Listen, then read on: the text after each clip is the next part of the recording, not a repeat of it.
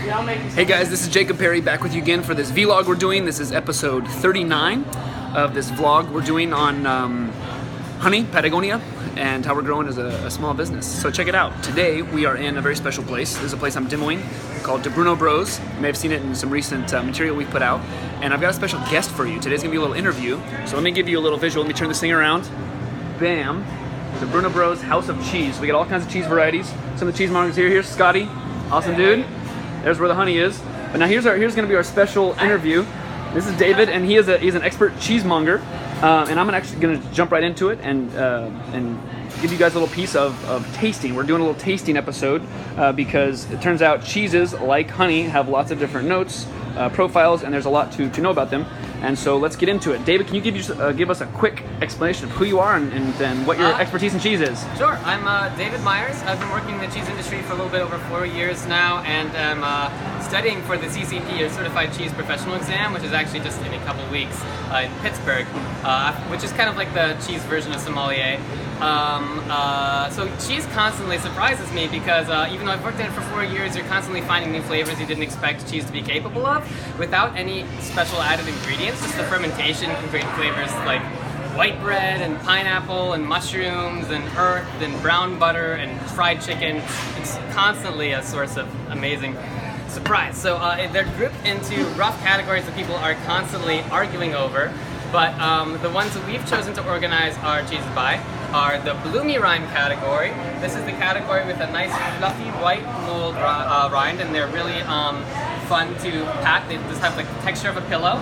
We got the washed rind category. These guys are wiped down with either brine or booze during the aging process, and they have a more pink or orangey film on the outside because washing the rind changes the types of flora, and they tend to be funky and meaty. But don't be intimidated. You can still have some really nice mellow ones that can initiate those that are skeptical of stinky cheeses. Here we have cheeses from Basque Country and Spain, and they're mostly made of sheep's milk. Sheep milk cheeses tend to be more gamey and more peppery, and they have the highest fat content, so they're very rich. We got the Alpine cheeses. This is the category that everybody should be asking for but doesn't know to ask for. Cheeses that are Alpine cheeses are made in the Alps, and just by virtue of being in the Alps, they have to be really large so that they can be carried down to the lower altitude Alpine villages, and so they have to be durable. So they cook the curds to get the moisture out of them, and that gives them really roasty, meaty flavors. So this is the family of cheeses that will have flavors that remind you of steak.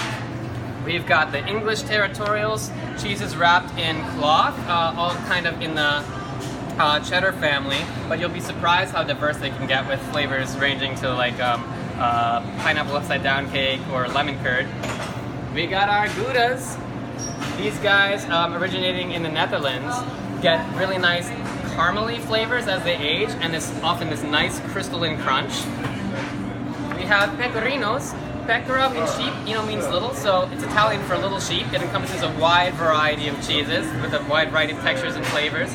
And we got our blue cheeses, which are bloomed with Penicillium roqueforti or Penicillium glaucum. These edible molds that in the wild would digest cellulose, but we have bread that digest lactose and give us all these flavorful compounds you can't get otherwise. And if you think you don't like blue cheese, once you get into the world of real cheese, you can find that they're surprisingly mild, textures ranging from cream cheese to like compacted bricks. And then we've got favorite pairings for all of these guys. There are rough rules you can follow.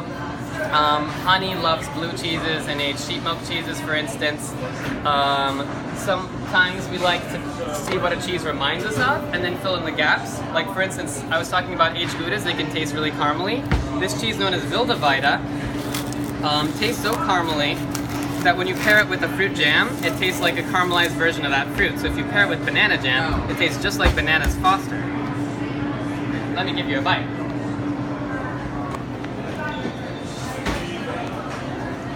Before local-ish banana jam from Crown Heights, Brooklyn. And so when you're doing pairings, what are you actually looking for? So you want to, well, anything that tastes good to you, but if the cheese reminds you of a certain item, and then like if it reminds you of pie crust, something that you think would go well with pie crust. If it reminds you of meat, something you think goes well with meat. There are general things you can always default to. Fig jam goes with every cheese under the sun because figs are like the chameleons of the jam world, and they blend in with all circumstances. Okay, you guys gotta watch this. Most dried fruits that aren't tropical will go well with pretty much everything under the sun. Not bad, right? That's amazing. Yeah. People are making banana sauce, and it takes so long, they could just be putting banana jam on Wildevite at no risk of setting your hair on fire and filling the room with burnt hair smells that overtake all the work you put into your dessert. Love it. So what is your favorite cheese? So the longer you work in cheese, the more impossible that question is to answer. Wildevite is definitely one of my top 47 right now. I would also contend the Harbison from Jasper Hill is consistently amazing, and is a cheese wrapped in spruce bark that you cut the top off and dip into like it's fondue. I'll bring one of those over for you. All right, look at this, a special cheese episode for you guys. You're learning so much about tasting, about cheese. Turns out all of it goes well with honey. And we're gonna do some special stuff on that in the future. So while he's getting this out, I can tell you, since I've been demoing here, I have a little table here, right? Here's the table set up. This is the back. This is from the back view, right? We're just starting to get set up. There's a little flavor profiles, and these all go well with different cheeses. So we're gonna mess with that in the future. But here we are again with the cheese and David. All right, this is a Harbison. This is made using a recipe gleaned from the French and Swiss cheese-making traditions of making vacherin, which is made towards the end of the milking season for cows, when the milk is incapable of coagulating with enough strength to make a hard cheese. So they make these really soft, puddingy cheeses. It feels like a waterbed right now. And what you do is you cut off the top rind. The paste of the cheese is held together by this spruce band it's wrapped in, which is made from the inner bark of the spruce tree known as the candium. And that imparts also this woody smokiness. That's the texture. The flavor is reminiscent of ham, broccoli, mushrooms, and probably a bunch of other things that I won't be able to list right now because it would take too long. Let's see this But texture. trust that in that monochromatic paste lies a wealth of flavors that are hard to even comprehend.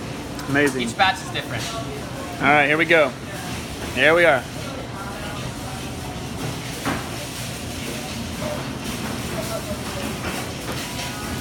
It has some salty sourness to it that is awesome with the creamy.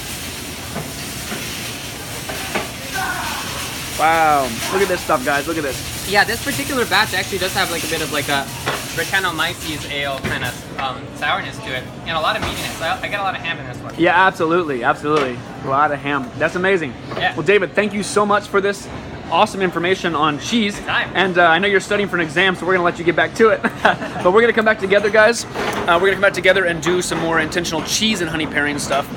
And really help people look for what are the differences and the flavor profiles, right? The little notes, the hints in honeys, now that we've learned a little bit about cheese because they go well together. So there you are, and we'll catch you for the next episode.